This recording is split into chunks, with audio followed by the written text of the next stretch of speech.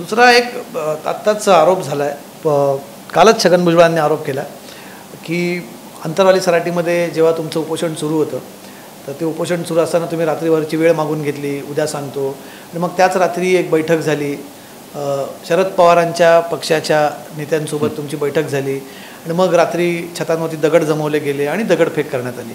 हा आरोप छगन भुजबळांनी तुमच्यावरती केला आहे. ते का नवीन होय? मग त्याने हमेशा केलेत, त्याने हमेशा केलं, त्याला नाद नाही हो दुसरा, त्याच्यावर तर बोलायची इच्छा नाही मला. काय झालं त्या रात्री? ती रात्री त्यांचं म्हणणं आहे तुला त्या रात्री तुम्ही वेळ मागून घेतला आणि त्या रात्री तुम्ही राष्ट्रवादीच्या नेत्यांसोबत बैठका केल्या. तुम्ही म्हणता बरोबर आहे, हा पूर्वी आरोप झालेला आहे. त्या रात्री काय झालं होतं? तुम्ही वेळ का मागून घेतली? त्याला इतका नाद येत्यात चाललाय मध्ये, तुम्हाला खरं सांगतो मी, ते मध्ये जाणार आहे. त्याला कदारले आता सरकारचा त्यांनी व्यवहार केला, राष्ट्रवादीचा केला, पहिल्या शिवसेनेचा केला, एकनाथ शिंदे साहेबाचा केला, आता अजितदादाचा केला, आता फडणवीस साहेबाचा नंबर आहे. त्यामुळे त्याला आता मध्ये जाणं आहे, काही ना काहीतरी बरळून जायचं, काही ना काहीतरी सहानुभूती घ्यायची, ओबीसीची त्याला हे करायचं. आणि तू सरकार तू आहे, तू म्हणतो ना त्यांनी काय केलं, लावणं चौकशी, बघ ना कोण आमदार आहे ती. अरे दिल खुलाशेत आम्ही, त्याला कर नाही, त्याला डर कशाला? आमचा फेस पाडा ते दोपुसून करू. कोणाच्या बैठक घेतल्या काय, कोणाच्या घेतल्या काय, जीव म्हणतो त्याचीही चौकशी लाव, टाक जेलात, जे असतील ते.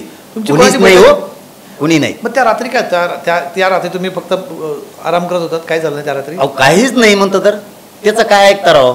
त्याचं ऐकलं ना, ती लय मोठा कलंक आहे ओबीसीला, लय मोठा डाग आहे ती ओबीसीला. तो आहे तो मराठी ओबीसी ऐकणार. तुम्ही भले नाव नसाल घेत, ते नाव नसाल घेत, त्यांचं जे इशारा होता तो होता राजेश टोपेंकडे. अरे बाबा मग सरकार तू आहे ना, लावून चौकशी, आणि तो यापेक्षा लय पुढचे ते काय नाव घेतो 50 बाऱ्या. तुमचा आहे का तुमचा परिचय राजेश टोपेंशी? आता आमच्या मतदारसंघात मला परिचय नाही काय, आणि मग कोणच्या आमदारसंघ नाही त्यांचं नाव घ्यायला एकट्याचं. तुमचे कसे संबंध आहेत राजेश टोपेंशी? मी बोलतो आता आमच्या मतदारसंघातले म्हणल्यावर संबंध कोणाशी नाही, हिकमत उडाणाशी पण आहेत, ते शिवसेनेचे आहेत, विलास बापूशी पण आहेत, ते भाजपचे आहेत.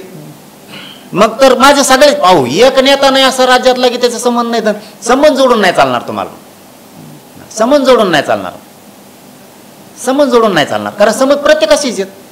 एक मराठा नाही असं की माझ्याशी कनेक्ट नाही. 4 कोटीपेक्षा जास्त फोटो काढून गेले असतील लोक. 4 कोटी खोटं नाही सांगत, इतके माय मावल्यासहित कोण नाही माझ जवळचा. ते अर्थानं नाही.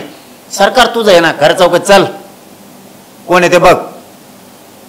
असले नासके धंदे सोडा, आता आपलं वय झालंय, आता नासके धंदे सोडा, आता काही नाही. अहो ज्याचा खाल्ला राव, साध्या शब्दात सांगायचं ठरलं, ज्याचं खाल्लं त्याचा ताट राव. हे मंडल आयोग त्या शरद पवार साहेबांनी लागू केला, त्या शरद पवार साहेबांनी लगेच त्याच्यानंतर 4 वर्षात 16% आरक्षण यांना दिलं. त्यांच्यावर उलटाला येऊ, आमचं आरक्षण आहे 16% आहे, त्यांच्यावर उलटाला. ज्या शिवसेनेनं भाजी विकणारं मुंबईसारख्या राजधानीत, आर्थिक राजधानीचा महापौर केलं, त्याला मंत्री केलं, आमदार केलं, लोकांच्या भाज्या चोरून आणायचं आणि विकायचं, त्याला एवढ्या मोठं उंच नेलं. त्या बाळासाहेब ठाकरे साहेबाला जेलमध्ये टाकला राव यांनी. हे घरात नेण्याच्या विश्वासाचं सुद्धा नाही, तांब्या भरून पाणी पाजायचं सुद्धा. ती शिवसेना मोडली, राष्ट्रवादी मोडली, सगळं काँग्रेस मोडलं. आता त्या अजितदादाचं टंबरं वाजलं, त्याला तर काहीच सुद्धा ते नुसतंच म्हणते हा ते प्रश्न विचारला का, हो का तसं म्हणलंय का, एवढंच म्हणतो. त्याला काही सुद्धा त्या डोक्यात मुंग्या आल्या त्या अजित पवाराच्या. हे इतकं यार लय चाबर आहे ती आली बाबा, ही सोपा नाही हो. त्यांनी त्या एकनाथ शिंदे साहेबाचा सगळा व्यवहार करून ठेवला. आता फडणवीस साहेबाचा मागा लागला, कळून देत नाही. इतका चतुर आहे तो, भयानक. तुम्हाला माहिती आहे का? म्हणू नको रे, नको मीडिया नाही काय असतं ते चतुर होते. परत ते जातीवर म्हणते, मला जातीवर नेऊन होते. तुम्ही आज सगळं बोलले कार्यक्रमाचा टू द पॉईंट आहे, त्यामुळे इथे तुम्ही म्हणताना म्हणतो ती लय चतुर आहे तो. म्हणजे नाही का, आता कुणी केलेत गट मला नाही माहीत, गट कुणी केलेत मला नाही माहीत, पण हिंदूत पहिल्यांदी हुशार जर म्हणलं कोणतं ब्राह्मण समाज असायचा. त्याला आमच्यात ग्रामीण भाषेत देवबाप्पा म्हणतात.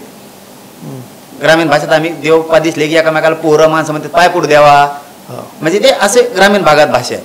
आणि कुणीतरी नंतर बहुजन काढला, म्हणजे हिंदू एक आणि बहुजन एक गट. त्याच्यात हुशार कोण? ब्राह्मण. आणि बहुजनात ह्यो हुशारी, ही भांडण करीत नाही, कोणाच्या लाकड्यात नाही, पण चांगल्या कामात कवा तैट, सगळं अप टू डेट जिथल्या तिथं.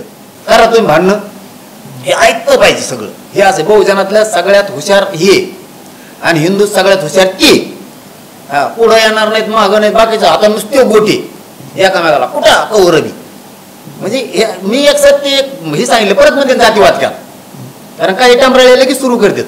हे सत्य तेव्हा आता या फडणवीस साहेबाच्या मागा लागला, बोलून टाकीत नाही, दाटून पुंग्या सोडी तो काही बी हळूच. मला उभा राहा म्हणले होते, नाकावर चष्मा घेतलेला ती अमित शहा ते काय म्हणून इतक्याला म्हणून याला टांबराळ्याला तो बरा. म्हणजे पुन्हावर फडणवीस साहेब दबाव आणणार लगेच. दुसरं मी राजीनामा देईन, माया मागं लव विषय, मग असं होईल तुमचं, त्याला ब्लॅकमेल करतो. आता फडणवीस साहेबांना नंबर लावला ते, आणि त्यांच्याही लक्षात आलं की मराठ्याला ओबीसीला जवळच येऊन द्यायला, याला एक घाण खोडी, ही अक्कलखोरी वागलेलं आहे. मला वाटतं हे लय माणसात वागलेलं नाही का कोण पहिल्यांदी, की कोणत्या तमाशात का काय होता जणू काहीतरी नाटक तमाशा केले होते, लय मोठे पोताडे अंगाला बांधलेले, लय नाटके आहे तेवढ्या कामाला लय पक्का सोंग घ्यायला असा सोंगाड्या आली बाबा ह्यो डेंजर आहे. मग त्यात आता त्या फडणवीस साहेबात नंबर लावला येईल, बोलून दाखवित नाही. पण फडणवीस साहेबाच्या लक्षात आलं मराठा तुटला, दलित मुस्लिम तुटला, मायक्रो ओबीसी आपल्यापासून तुटला, 50-55% मराठा समाज एवढा मोठा वर्ग तोडून करायचं का, याला ना एकल खोरं यालाच राहायचं सवय जवळ, कोणाला घेऊ नका ह्योच पाहिजे, ते दुसऱ्याला नेता होऊन देत नाही ओबीसीचा. त्या धनगराच्या एखादा नेता झाला चावतो का तुला, बंजारा समाजात झालेला एखादा चावतो का तुला, जमत नाही, याला जमत नाही, दिसून देत नाही, लय आतल्या गाठीच आहे.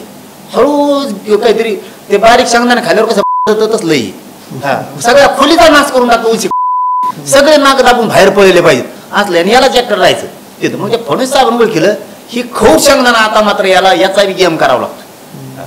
तेव्हा हे सगळे ओबीसी मराठी एकत्र राहतील आणि मग आपल्याला सत्ता करतात.